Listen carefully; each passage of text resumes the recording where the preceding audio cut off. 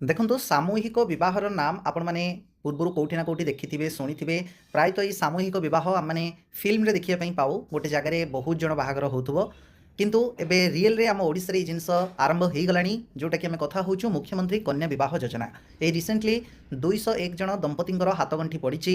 ମୁଖ୍ୟମନ୍ତ୍ରୀ ନିଜେ କନ୍ୟାଦାନ କରିବା ସହିତ ଏଇ ମୁଖ୍ୟମନ୍ତ୍ରୀ କନ୍ୟା ବିବାହ ଯୋଜନାରେ ଯେଉଁ 51,000 ଟଙ୍କା ଦେବା ନେଇକି ପ୍ରାବିଧାନ ରହିଛି, ନିୟମ ରହିଛି, ସେଥିରେ କନ୍ୟାଙ୍କୁ 45,000 ଟଙ୍କା ମଧ୍ୟ ହସ୍ତାନ୍ତର କରାଯାଇଛି। ଆଜିର ଭିଡ଼ିଓରେ ଆମମାନେ ପୁରା ଏଇ ଡିଟେଲ୍ସ ମୁଖ୍ୟମନ୍ତ୍ରୀ କନ୍ୟା ବିବାହ ଯୋଜନା ବାବଦରେ ଜାଣିବା। କୋଉଠି କେମିତି ଯାଇକି ଆପଣମାନେ ବି ଆପ୍ଲାଏ କରିପାରିବେ, ଆଉ ଏଇ କନ୍ୟା ବିବାହ ଯୋଜନା ଅଧୀନରେ ଯଦି ନିଜର ଝିଅର ବାହାଘର ଆର୍ଥିକ ସ୍ଥିତି ଖରାପ ପାଇଁ କରିପାରୁନଥାନ୍ତି, କେମିତି କ'ଣ କରିକି କରିପାରିବେ। ଚାଲନ୍ତୁ ପୁରା ଡିଟେଲ୍ସ କଥା ହେବା, ଶେଷ ଯାଏଁ ଦେଖନ୍ତୁ। ନୂଆ କରି ଚ୍ୟାନେଲରେ ଆସିଥିଲେ ଚ୍ୟାନେଲକୁ ସବସ୍କ୍ରାଇବ ରଖନ୍ତୁ ଆଗକୁ ଆମର ପ୍ରତ୍ୟେକଟି ଭିଡ଼ିଓର ଅପଡେଟ୍ ପାଇବା ପାଇଁ।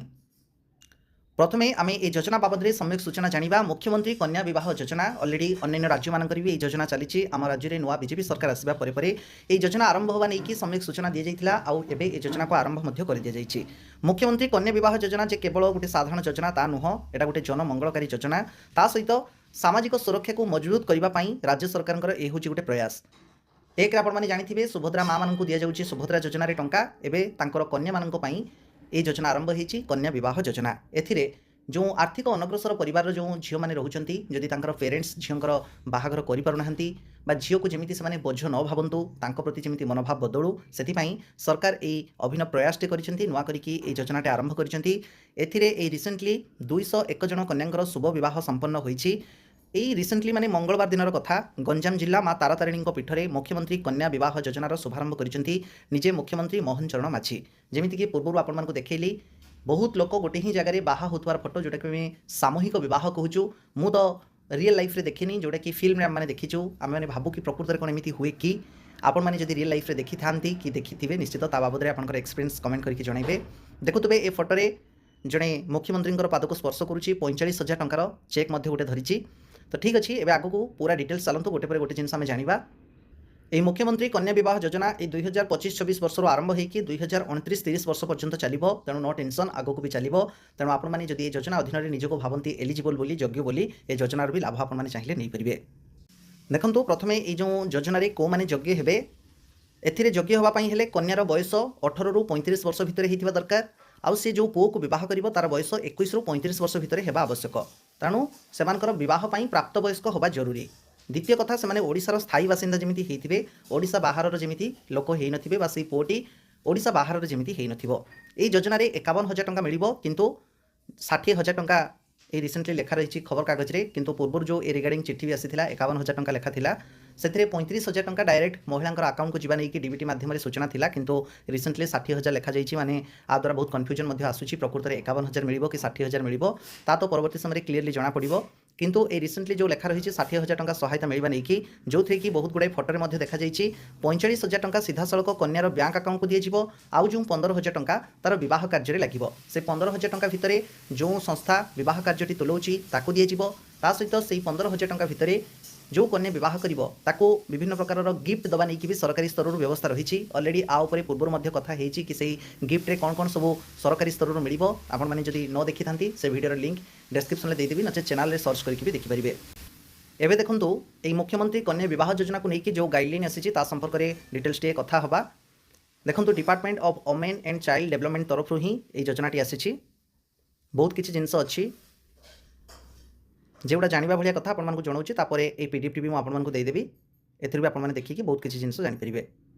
देखो स्कीम्र टाइटल कौन रही मुख्यमंत्री कन्या विवाह योजना इम्प्लीमेंटेशन बा MKBY इम्प्लीमेंटेशन। इश्यूइंग अथॉरिटी किए रहिले ना women and child development department government of Odisha. जमीक कहली 25-24 आरंभ होकर 29-30 तेणु 5 फाइनेंशियल ईयर रो इम्प्लीमेंटेशन पीरियड रही। जियोग्राफिकल कवरेज भी देखुए रूराल अर्बान एरिया रे जो मैंने भी रही एजेंसी से कभर करेंगे। ये देखो जोटा कि जानवा कथा स्कीम एलोकेशन पार एलिजिबल कपुल खबर कागज रे रिसेंटली देखते 60,000 किंतु जो गाइडलाइन आसाला 51,000 लेखा रही है।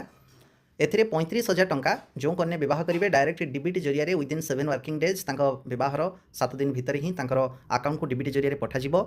10,000 टंका जो रहा ए गिफ्ट दिज्व जो कन्या बह करेंगे। तेणु 35,000 ये 10,000 होगा 45,000 आउ जो 6,000 टंका रहा से एजेन्सी को दिज्व जो एजेन्सी तांकर बह मैनेजमेंट करूथबो ताकू दिज्व एनी मझे खबर आसाला किंतु एथिरे रिसेंटली लिखाई 60,000 बोधहुए दरदाम जेहेतु बढ़ुची सब जिनस 60,000 टंका मिलवा नहीं कि सरकार बोधहुए चिंता करती किंतु 51,000 टंका थिला तार गाइडलाइन रे ता सहित देखो सिलेक्शन जो बेसिस कौन रहा technical evaluation of the proposal and presentation to the district level scrutiny committee chair by district collector आपण मैंने जिते आवेदन करेंगे से आपने योग्य कि अयोग्य आपको जांच करा जांच पर ही आप सिलेक्शन हेबे कि नहीं ताऊपर डिसीजन निर्भर करुच्ची। आउ गोटे देखो ये रही EOI प्रोसेसिंग फीज 5,000 गोटे आपको डिमांड ड्राफ्ट करने पड़ो कौन आपने डिमांड ड्राफ्ट करेंगे तब आगे आपको जनईदेवी जोटा कि नॉन रिफंडेबल रिफंड हम ना कॉन्टैक्ट डिटेल्स रही किसी भी डाउट रही है आप इमेल करके भी पचारि पारे तो ये सब जिन बाबद में आहरी आगे क्लीयर हो चलतु डिटेल्स आप देखी सारूँ तापर आउ किसी डाउट रही कमेंट जनइबे।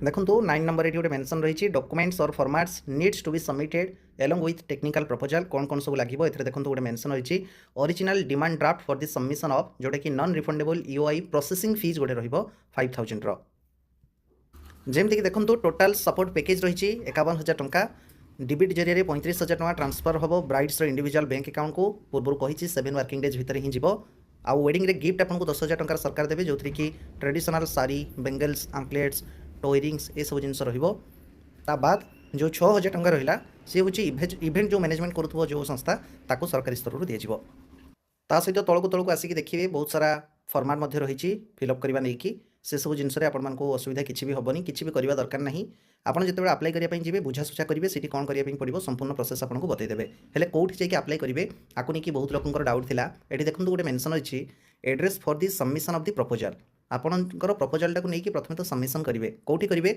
ना प्रत्येक जिले में गोटे डिस्ट्रिक्ट सोशल वेलफेयर ऑफिस गोटे रही से ऑफिस रे जाकि आपको जोगाजोग करने पड़ो कथा आपण मैंने जड़े आर्थिक अनग्रसर परिवार बिलंग करुवा दरकार SC ST कैटेगोरी होता दरकार अदर कैटेगोरी जदि होती आपको पुणी जांच कर भलसे तापर आपने जदि से योग्य निजक भावुंट प्रत्येक जिले में जानते गोटे डिस्ट्रिक्ट सोशल वेलफेयर ऑफिसर रही कलेक्टरेट बिल्डिंग रे देखुए जमीक आम बालेश्वर जिला तेणु बालेश्वर जिले में रही न्यू कलेक्टरेट बिल्डिंग रे गोटे district social welfare officer office अच्छी से जोगाजोग करेंगे देन पूरा प्रोसेस आप योग्य होती आपको डिमांड ड्राफ्ट करने कथा जो पूर्व कहली ये देखो लेखा भी रही डिटेल्स फॉर डिमांड ड्राफ्ट पेई and payable eight demand draft जो करेंगे यहीटा लेखा रही एड्रेस देखिए आपको डिमांड ड्राफ्टा करने पड़ो तेणु एगुड़ा आगुआ किसी पेमेंट करेंगे ना आपड़ जाकि जोगाजोग करेंगे जदि आप एलिजिबल होती ताले को प्रोसेस थ्रो आपको आगक जावाई पड़ो ये योजनार लाभ पाइबा से संपूर्ण आपको गाइड करेंगे तेणु देखो संपूर्ण जिला सबू जिला गुड़िक मेंशन रही पूर्व बाबद में क्लारिटी से मिलू ना लोक कमेंट रोला आम कौटी जाकि आवेदन करवा देखो प्रत्येक जिलार जो सोशल वेलफेयर ऑफिस रही जाकि आपने बुझाशुझा करूँ आपने जब एलिजिबल होती ये योजनार लाभ आपने पारे एजें जो मैंने वीडियो देखी थे किसी जब ये योजना रिगार्डिंग आपंकर डाउट थाए निश्चित कमेंट जनातु।